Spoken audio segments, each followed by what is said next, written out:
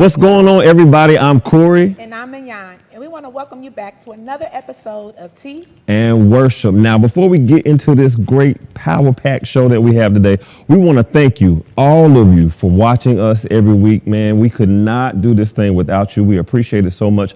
We want you to continue watching and make sure you like this video. Make sure you hit that bell. Make sure you subscribe. Make sure that you comment. We want to hear your comments. We want to know where you're watching from.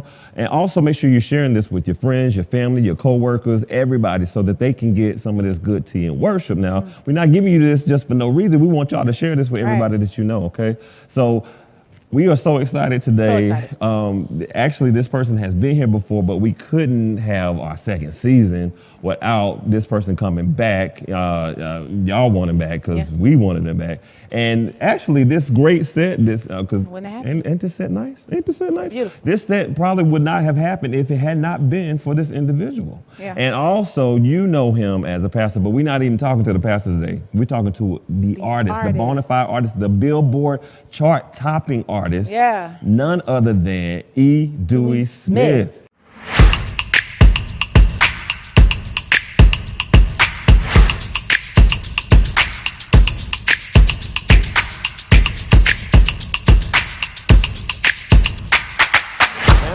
What's going on? How y'all doing? We are great. Family.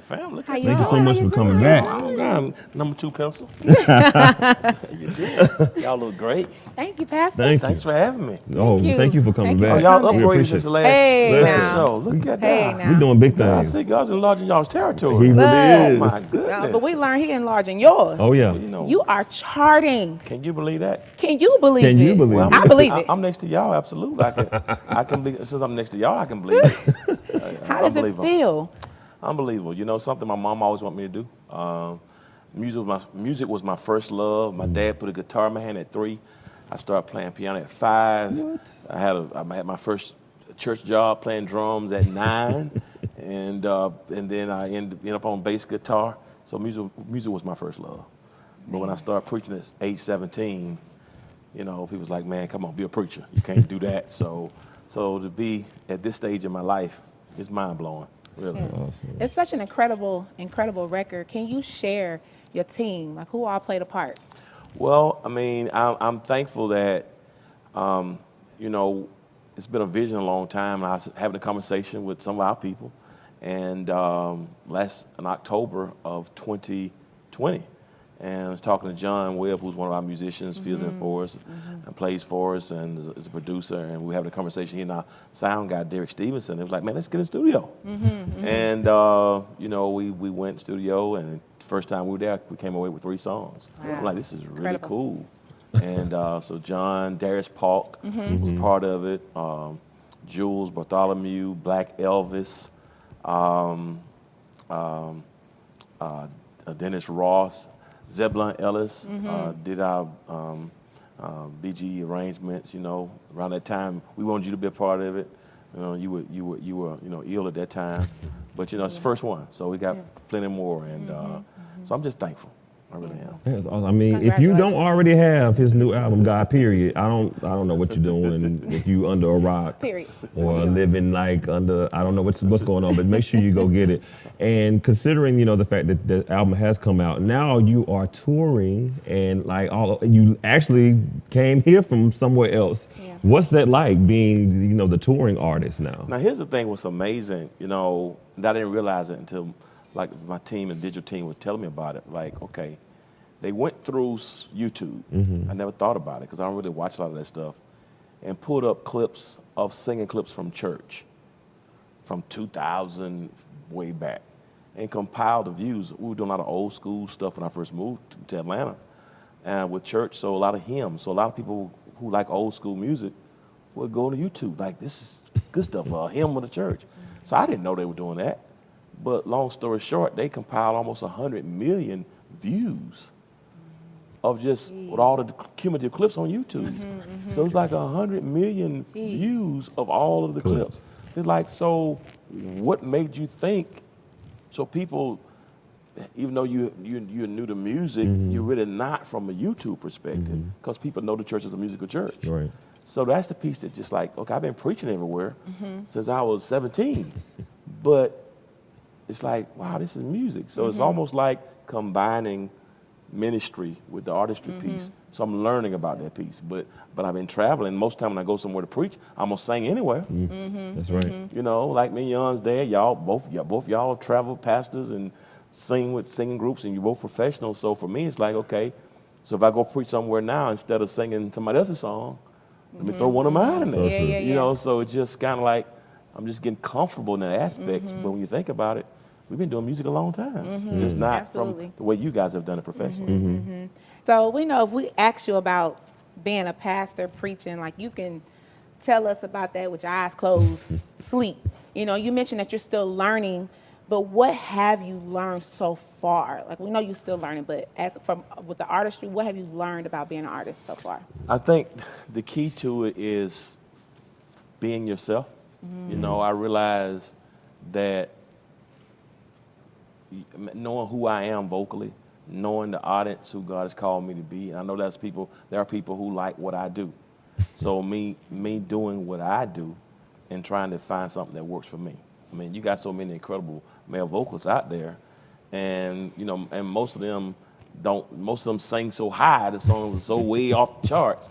So to sing something that's mid-range that most people can sing is different. So it's like, just be comfortable in yourself, you know. Never have to sing like Zaccardi Cortez, but who can?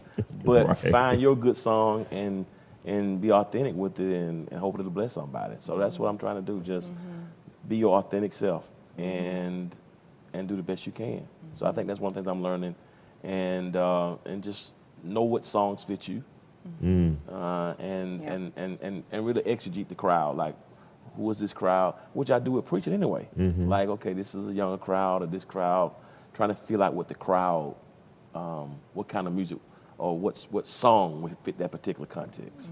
So I'm learning that piece. That's awesome. You could be downloading the new album, God Period. It's a shameless plug, but I ain't ashamed to plug it. So we were actually talking in the back about, you know, being at the listening party, which we talked about before in our recap show, how much we enjoyed even hearing that. Like, it was just mind-blowing. And I was saying that my favorite song was Anyway. I love that song. Got the victory. It's something about the groove in it. Got the it is a groove. I mean, it just make you want to dance. It feels good. If you down, like it's gonna put a smile on your face. That's true. You wrote that, right? Yeah, that's the strange thing. Here's the thing what happened with Victory. I had to do an event. They had an event at the Stellars, and this was an event they were having during Stellars Week, an outdoor event, and I went. And they want me to sing the single. And you probably had 20, 30 artists there. And so my single is Your Presence is a Gift. So like, sing the single. Well, we're outdoors, people are eating, and I was singing, it's like, this is an amazing song that I love, but it just didn't fit for me, that outdoor event. So I got back, I said, you know, I called John and said, I need something that if we're at a park or with, you know, something that we can groove to. And I had another song. And so I said, I think let me sit with it. And so I sat with it a couple of days and wrote it one day, recorded it the next day. And, you know, Zip came and put some of the bells and whistles on it, but I wrote the whole song. I love it. That is I love it. And that Victory got that James Brown funk on it. You know? Well, you know, when I play bass, I like funk. Okay. So I want to put some funk in there. So that's what That makes But sense. Anyway is a song that really is just, you know, so testimonial.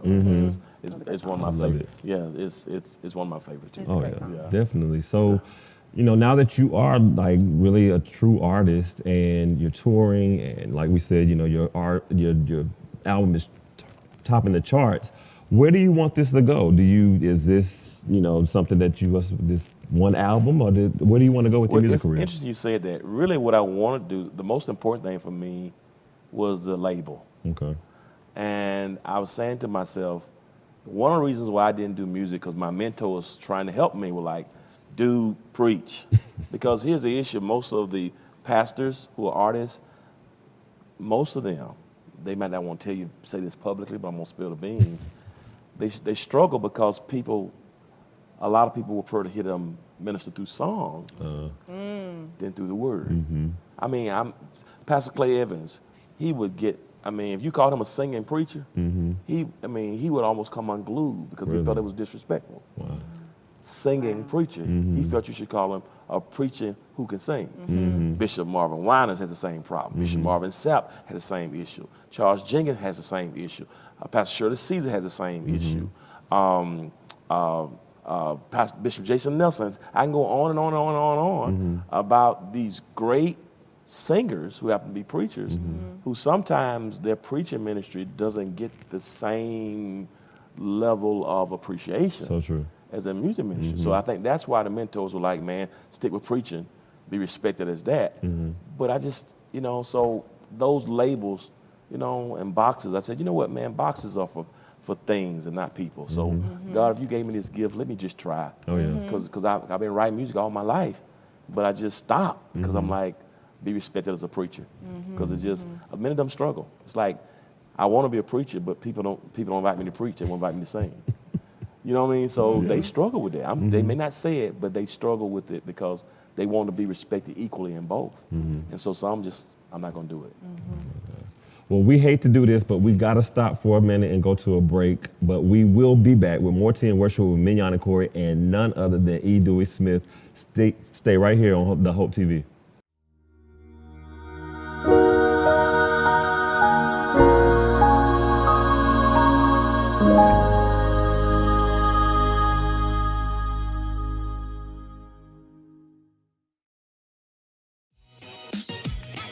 What's up, y'all? It's your boy Jermaine Dolly, Mr. Hello Dolly himself, and guess what? You're tuned in to Tea and Worship with my homies, Mignon and Corey. Keep it locked, y'all.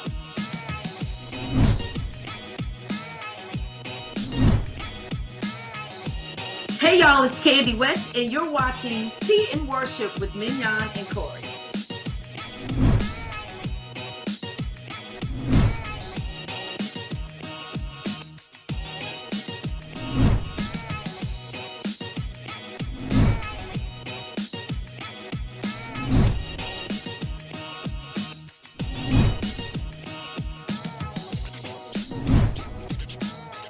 It's your boy James Fortune, and you are watching my favorite news show, Tea and Worship, with my sis Mignon and Corey.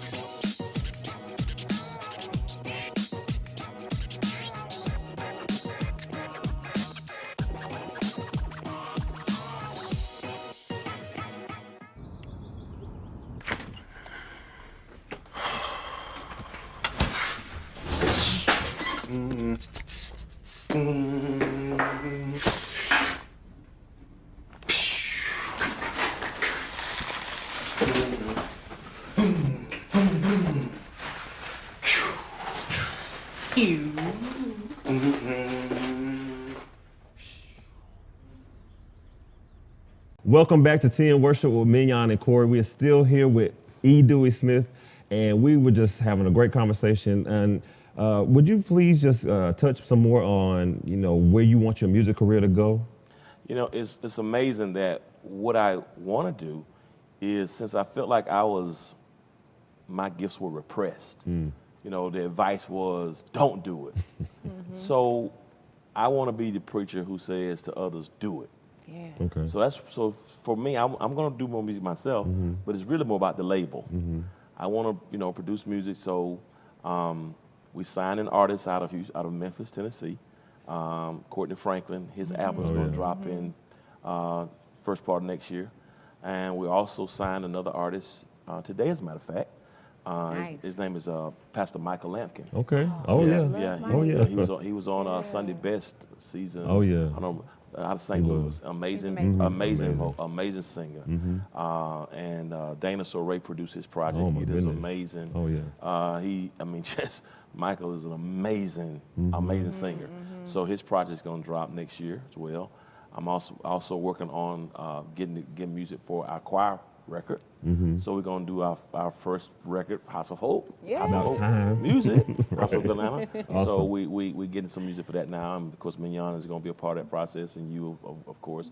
So we got 4 or 5 songs that I've already got submitted. I think going to be on record. Nice. And I'm going to do another album next year, but it's going to be all him project. Okay.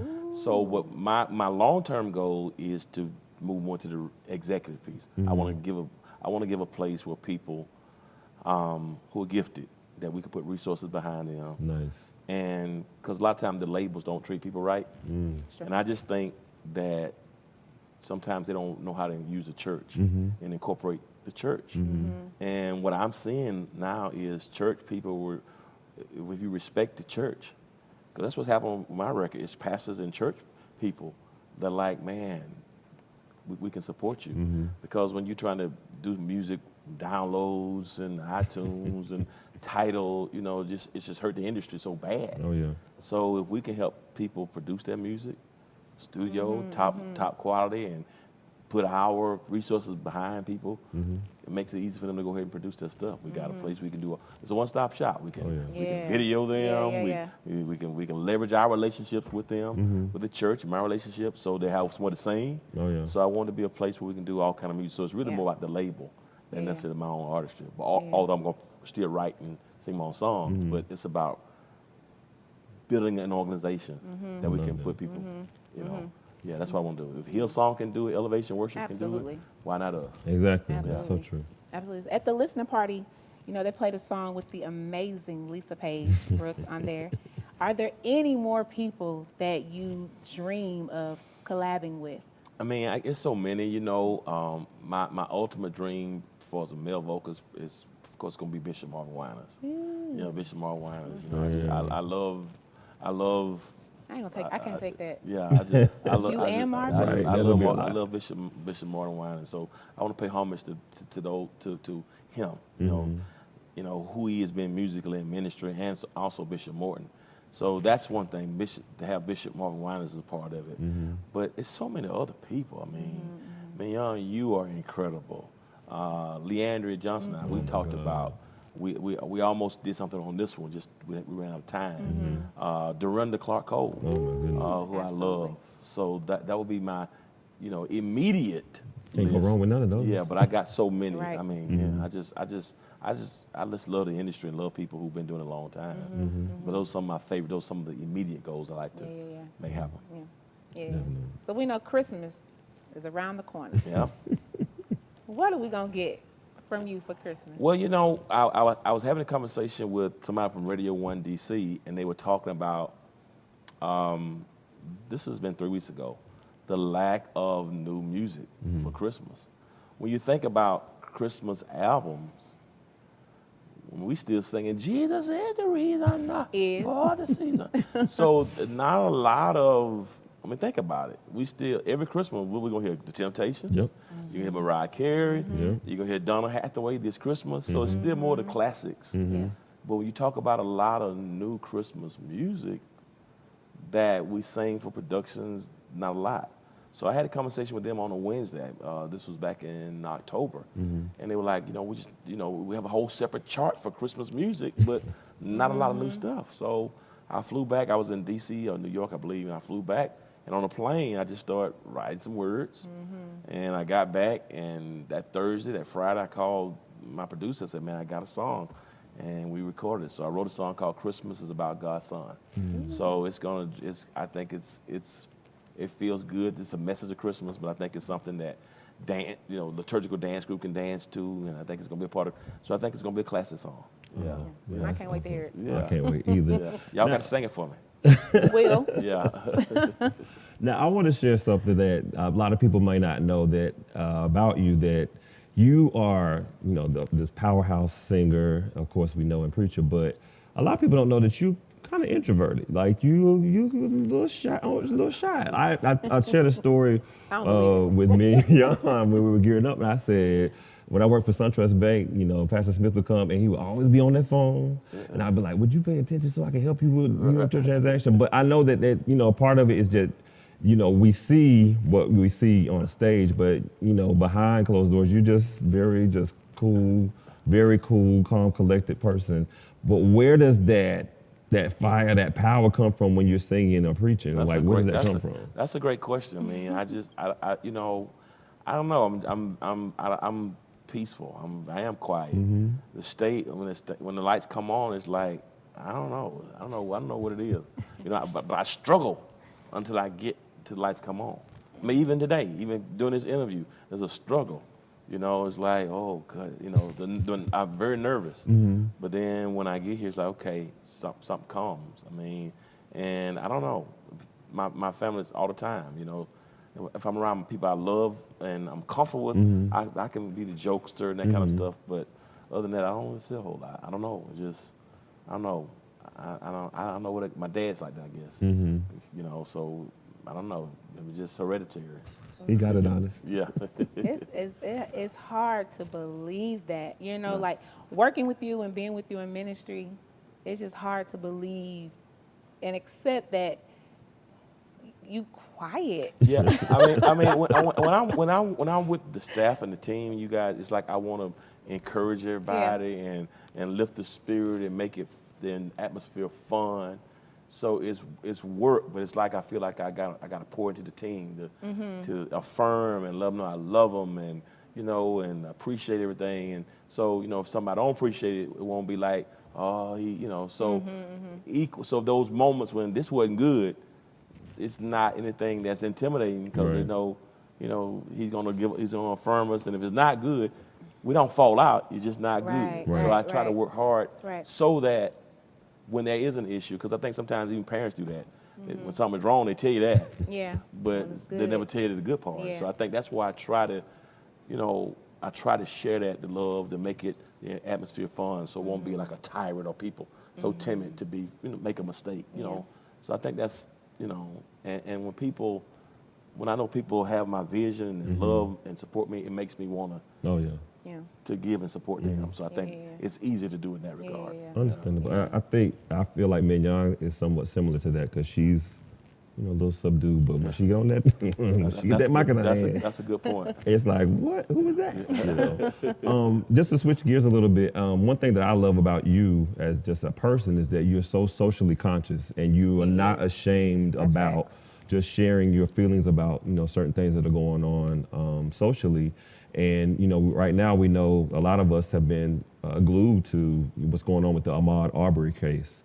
And recently, the defense attorneys made, this crazy comment about having black pastors showing up in the courtroom. So I just want to know your brief opinion on, the case and some of the things that have been going on with that. I'm glad you said that. I try to be aware of what's happening. Karl Barth, who was a theologian I studied, talked about preaching with the Bible in one hand and a newspaper in the other. And anybody who's heard me preach or teach, they know I try to sometimes merge what's happening in society to give a scriptural take on it. And so with that being said, I'm also a person who's for the underdog. And I hate when Christianity is judgmental and condemning. And so a lot of things I stand up for are when we just come at people as if we are just greater and better and sinless and legalistic. So a lot of things I stand against when I see somebody being mistreated, I tend to gravitate to those things because I know how it feels. And so relative to that case, I think it's showing us the strength of racism, but I also think it shows the strength of the African American church, that we're so relevant that they don't want us there. And I just think that sometimes we worship so much and praise so much and had a good time, but we got to start getting back involved in social issues. And I think that's important because a lot of young people, they want to hear our voice. They want our voices. And so I think you got to speak to what's happening in contemporary times. Definitely. Well, y'all, we're going to be right back with you. We're going to take a break to this commercial, and we're going to be back with our very own friend, artist, Dewey Smith. This is the story of a boy who was very sensitive to lights and sounds. So he built secret hiding places where nothing could get in. The boy didn't like looking people in the eye. It made him feel uncomfortable. One day, he found out he had something called autism. His family got him help. And slowly, he learned how to live with it better. Early intervention can make a lifetime of difference. Learn the signs at autismspeaks.org. Type 2 diabetes can have a big impact on your life, but how can it be prevented? Well, the first step is knowing if you have prediabetes, a serious medical condition that puts you at high risk for type 2 diabetes. 1 in 3 American adults has prediabetes, but more than 80% don't know they have it. The good news is, prediabetes can be reversed, and for many people, healthy changes in their daily routine can make a big difference. Take the 1-minute risk test today at doihaveprediabetes.org.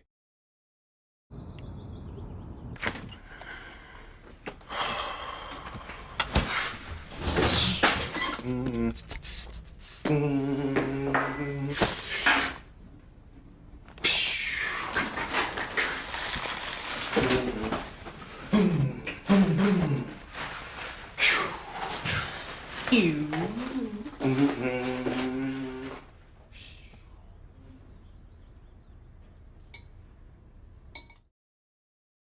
back, family. Thank y'all so much for hanging out with us tonight. Look, it's Mian and Corey, and we have a very special guest with us, Dewey Smith, and we're just excited. I want to talk about something that you said before when you were mentioning that you are aware of what's going on in the world.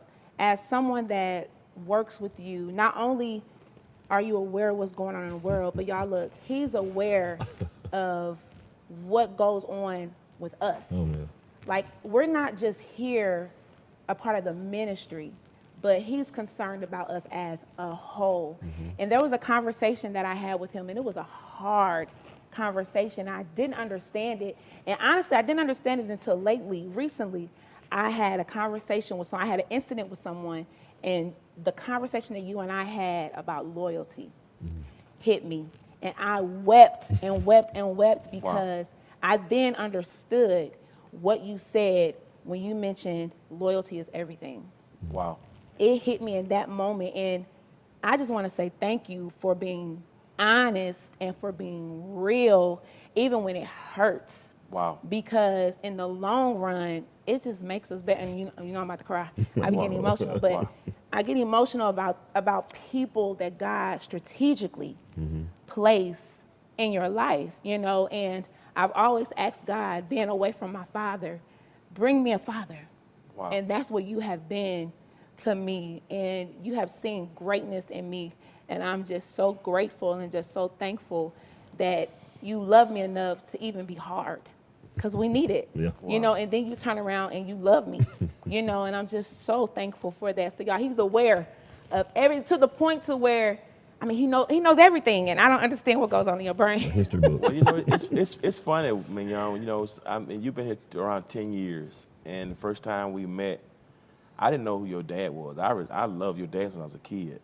As a matter of fact, your dad came to Macon years ago when I was a pastor in Macon to another preacher from me. He drove down from Atlanta to just be, I didn't know he was in the church. This is in the early 90s.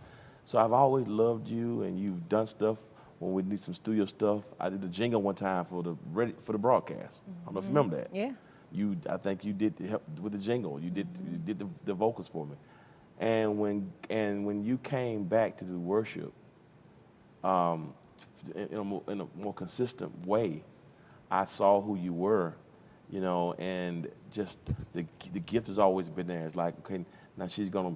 I didn't know about the leadership, you know, in terms of the organization and leading people, but I knew the spirit was there in you. And what you know, for me, I think some people, they go for who's the biggest name or who got. It's the people who with you, and that you are unique in that I think you learning me that. You know I don't have your back, whatever. If I don't like something, I can tell you, and you don't get flustered. You know what I mean? It's like, you know, you're like, man, that what and it's like, okay, you're gonna tell me the truth. So the loyalty and being honest, and I think you can't ask for more. Yeah. If you got loyalty and you got honesty, you can work through any situation. So true. Because you got my heart, and you got the heart for the ministry. You love the people, and you love me. You know I love you and got your back, and so it just works like that when you have loyalty and honesty. And if there's something not right, we're going to sit down and figure out till it gets right, you know, That's right. and get through it. That's how I feel it should be. Yeah. I love that. So now I know y'all been waiting for this because we are so ready for this. If you haven't been watching Tea and Worship, we have a new game that we've been playing this season, and it's called what, Mignon? Church That Hook. So. Dewey Smith, Yes, sir. we want you to church that hook. So church that hook is basically a game where we take a song that's not a gospel song or a church song, and we want you to church it up, whether that's worship or a quartet. We know you love that quartet. CCM it up, worship, however you want to do it, but we want you to church that hook. So we're going to start off with, I think we'll start off with Turn Off the Lights by Teddy Pendergrass. We want you to church that hook. I want to sing Turn Off the Lights Hymn number 111, Karma Meter. Turn off the light. Oh, light a candle now. Yes. Turn off the light and light a candle. Yes. They don't That's do karma meter. Exactly. They don't do that. awesome. So y'all ain't had no guests do it like that. I We know. have not. We I'm have sure. not. That's that devotion. Y'all don't do. They don't do devotion no more. That's that real. That's the real hymn. Great. Oh my God. Dewey Smith. You ain't gonna get it like this no other place. Nowhere else.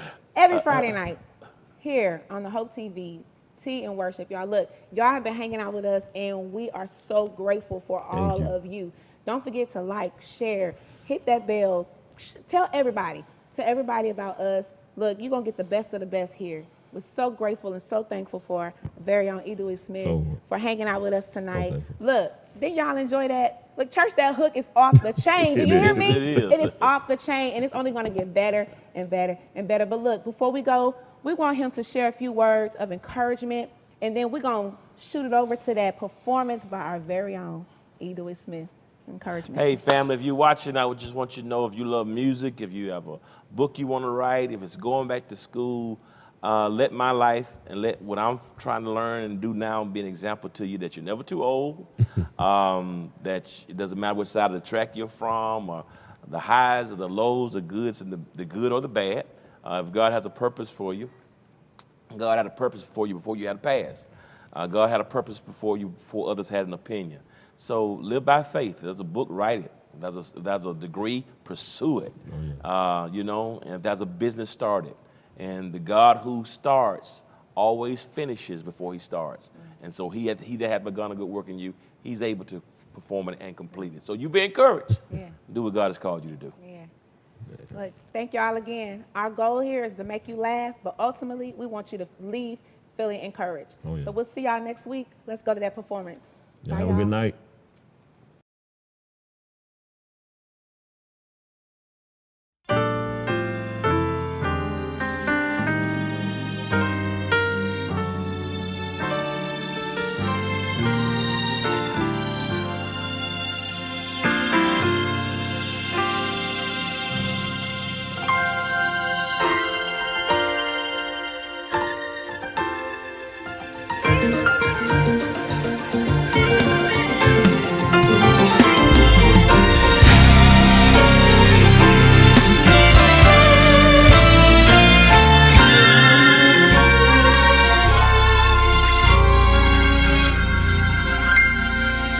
If he took away the rain, how would we ever grow? With his love, he corrects us, so his will we could know.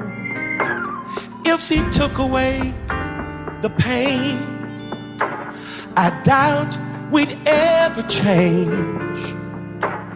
We'd never know the power in Jesus' name. If he took away our thorns, would we ever pray? With his blood, he forgives us, so in sin we won't stay. If he took away all shame, we'd probably stay the same. We'd never know the power in Jesus' name. So I give you Jesus. He's the one who's always there. I give you Jesus. He's the one who really cares. I give you Jesus. Oh, have mercy. And that's the best that I can do. I give you Jesus. Jesus. I give you Jesus. Wow. He can do what can be done. I give you Jesus. Wow. He's God's only begotten Son. I give you Jesus. Thank you, Lord. And that's the best that I can do. I give you Jesus.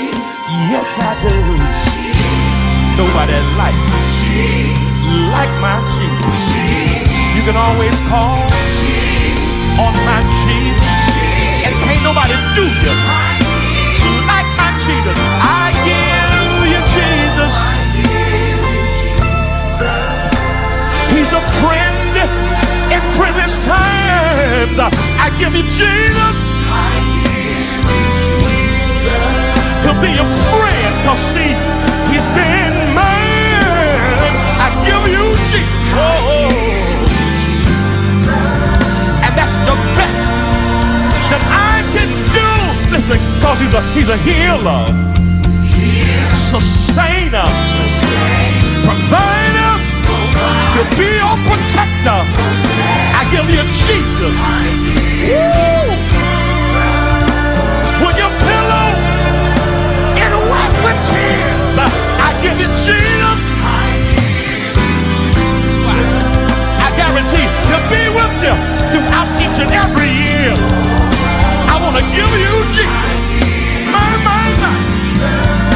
And that's the best that I can do. Why? Let's stay close to the brother. I give you Jesus. I recommend Jesus. I give you Jesus.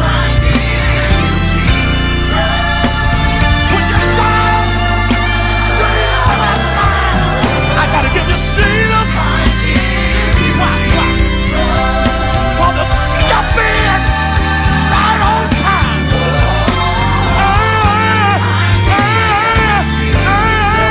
I give you Jesus. If you're oppressed, depressed, repressed, if you're stressed, listen, you'll answer. Won't let you fall. Let it be.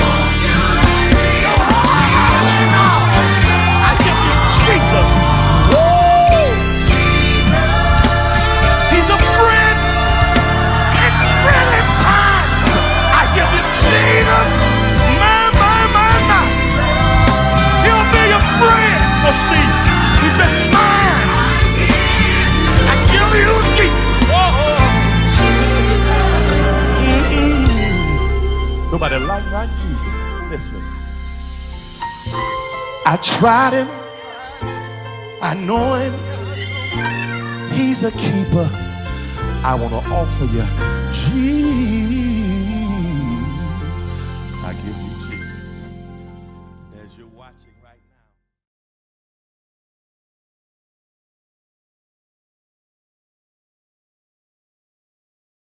Well, look, you might not be popular, but my favorite character is Celestial because One of the quotes that I wrote down in the book that kind of stood out to me was, "Love is the enemy of sound judgment." She seemed like a very needy woman. And I can't even respect Andre, because how do you prey on your friend's wife while he's incarcerated? Like, I just can't get with that. And maybe I got too invested in the book,